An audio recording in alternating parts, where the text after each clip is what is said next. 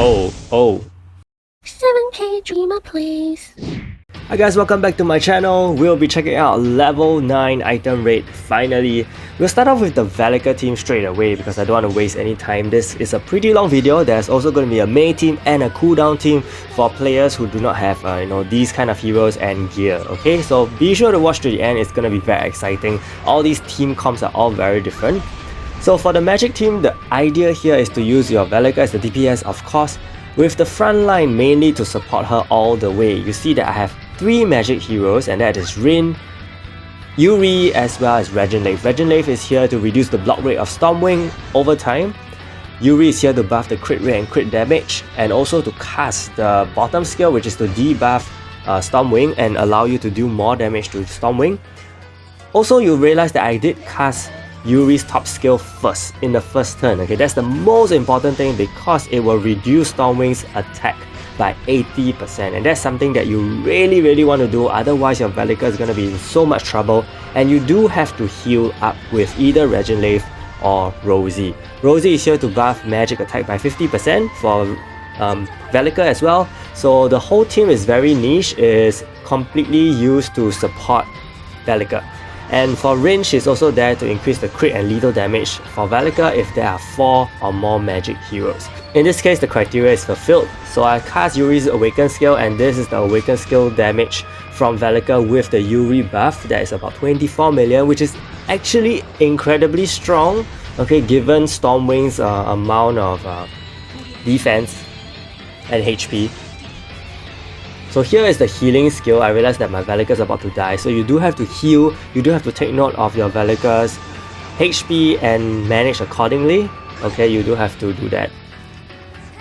Thereafter, you will continue using her bottom skill, and you will also buff with her top skill to replenish the single target attack buff. So you realize that at this time, okay, the Stormwing's debuff of magic attack decrease has run out, so I'm casting it here again so that he doesn't do too much damage to me. And I think this is really one of the better aspects of this team, whereby almost every skill is useful, okay, especially from Yuri, from Rosie, from Regenerative is very useful, and I think there won't be a moment where you'll be thinking what you should do next, okay? So it's pretty engaging. I do have the Reset Awaken skill accessory on my Velika. I think it's one of the most important things you should have if you really want to use the Velika team to clear this fast. Otherwise, it can potentially take very long because you will realize that Velika's bottom skill does nowhere close, okay, in terms of damage compared to her Awaken skill.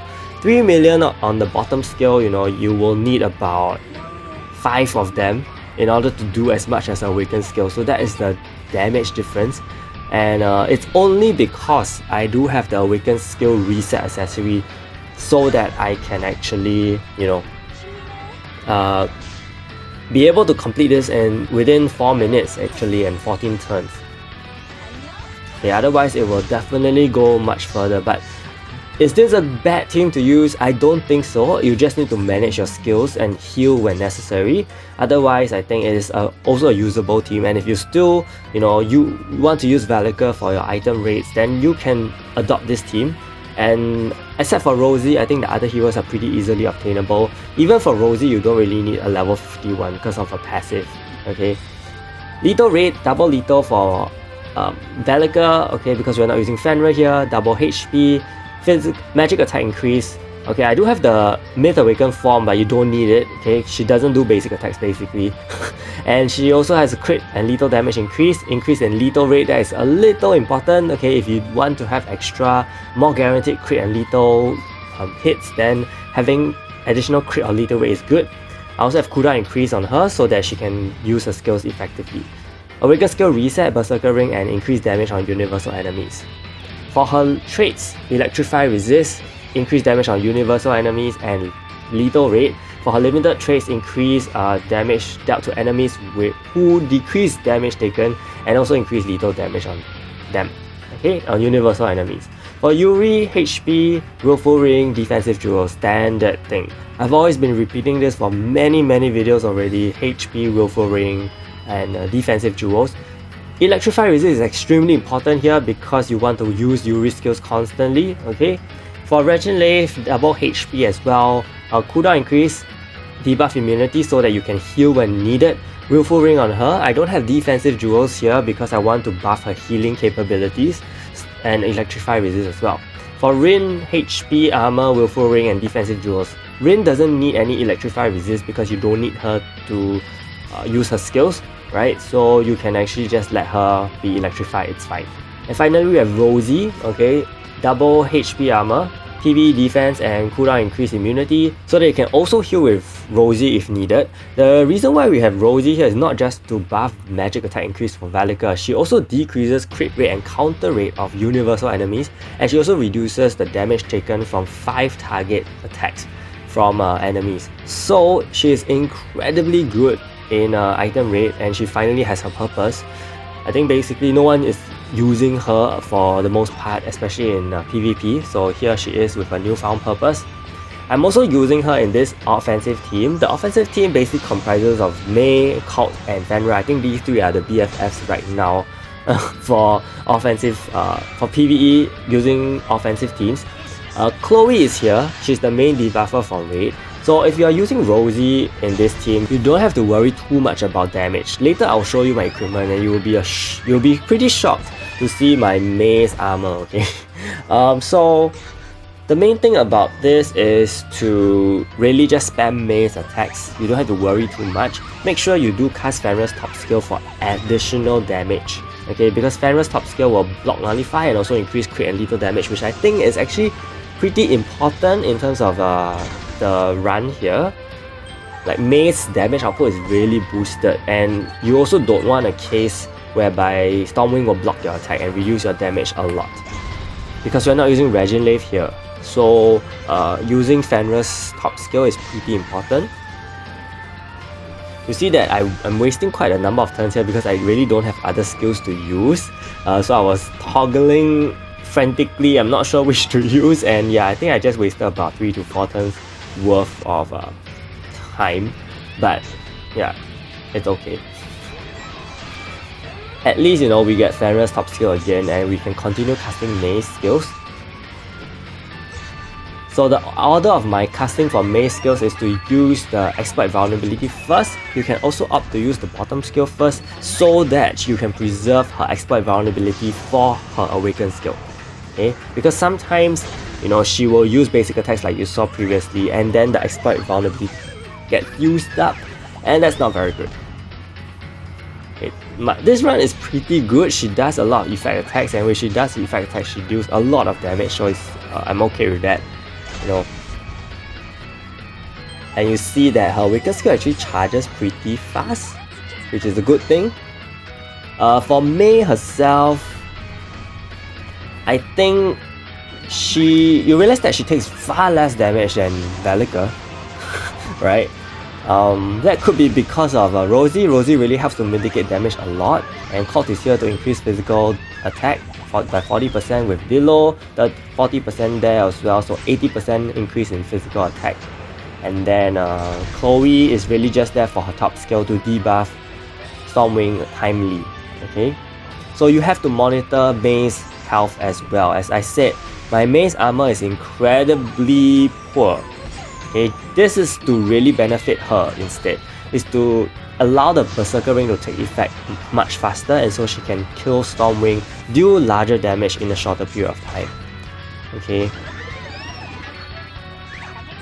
So if you give Mei better armor, I'm sure you don't really need to heal at all. Okay, completely. You don't need to heal at all. You realize that my Mei doesn't have HP shields per turn as well. So using this run, using this team, I think is one of the most stable teams you can possibly opt for. Rosie is a huge asset to item rate right now, especially with the universal countering. So for Mei, okay, I'm using Fenrir here, so double speed. Okay, look at the armor, it's just revolutionary armor, not even world boss armor, okay?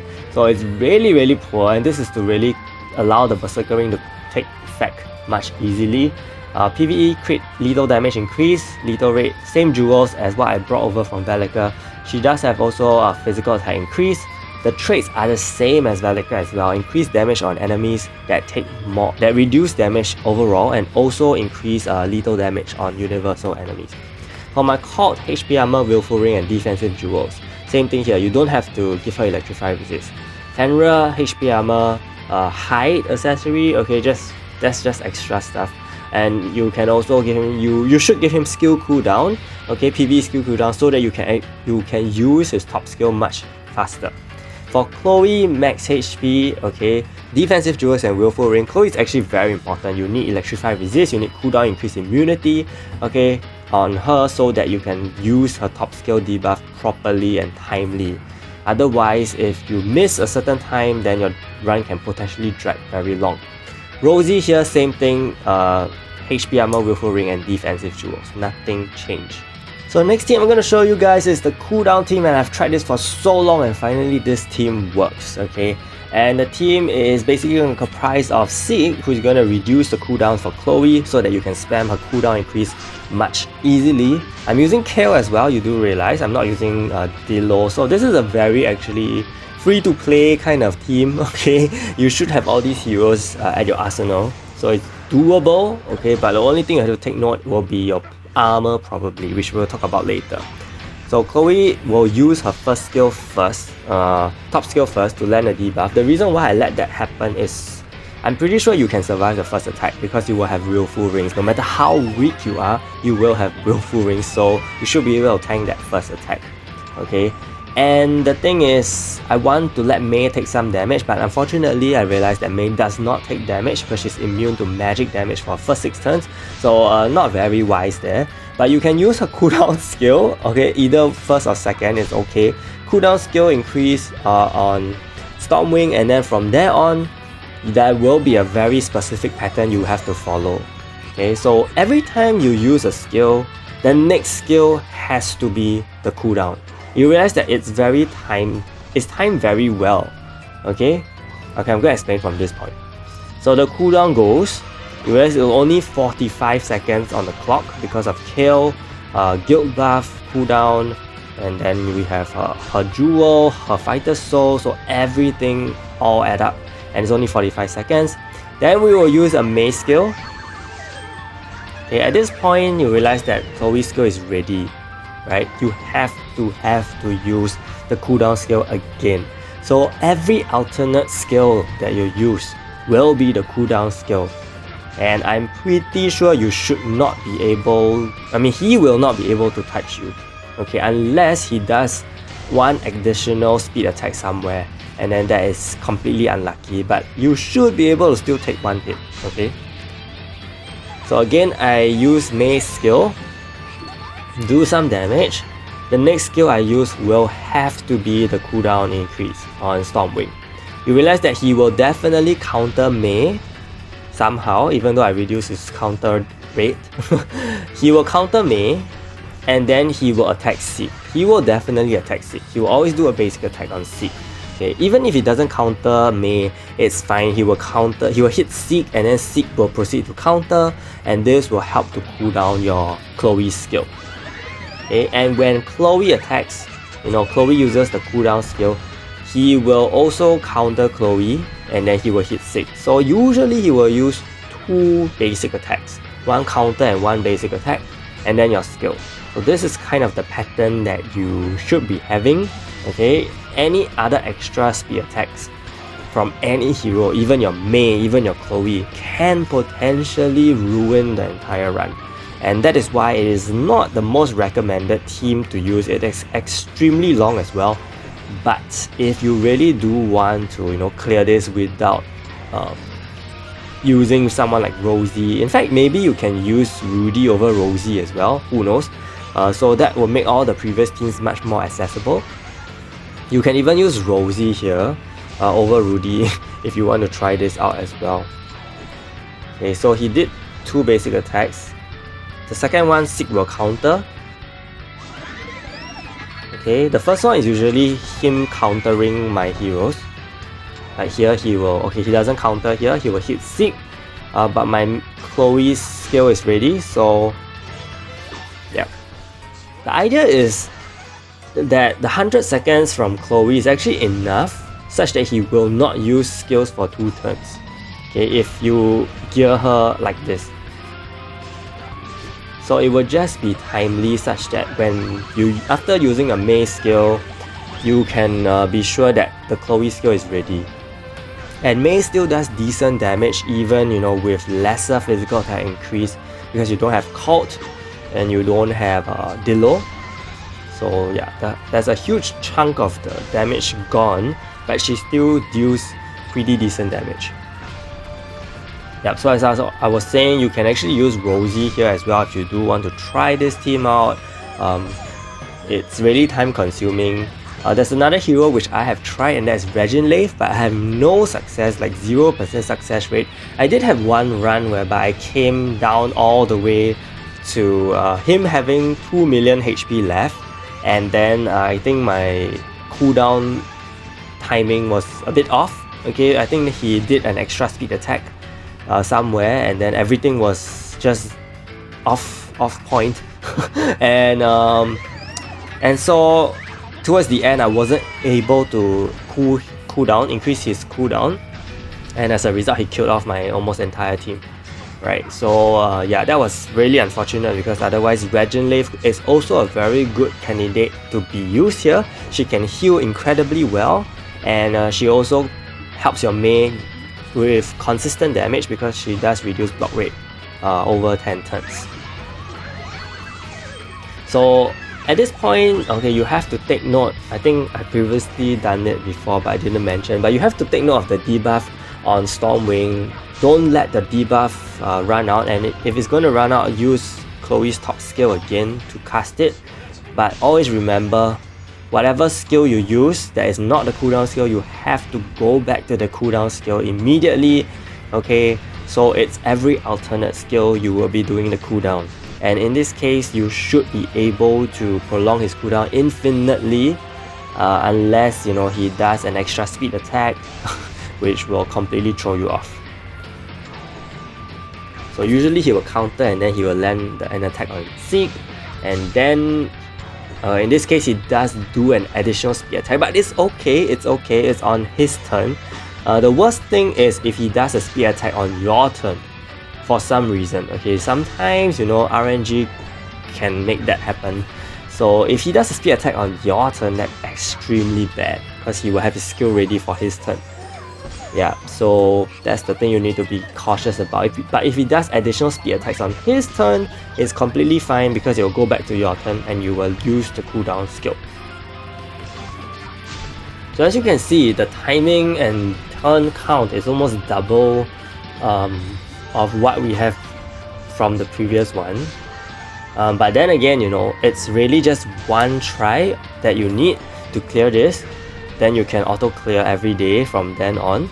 So if you really don't mind just spending some time with this team, which will not require too much out of you, you know, it's worth a try. A while ago you did see that Mei's damage was blocked, which is very unfortunate, because it's these things that really make this run a lot longer.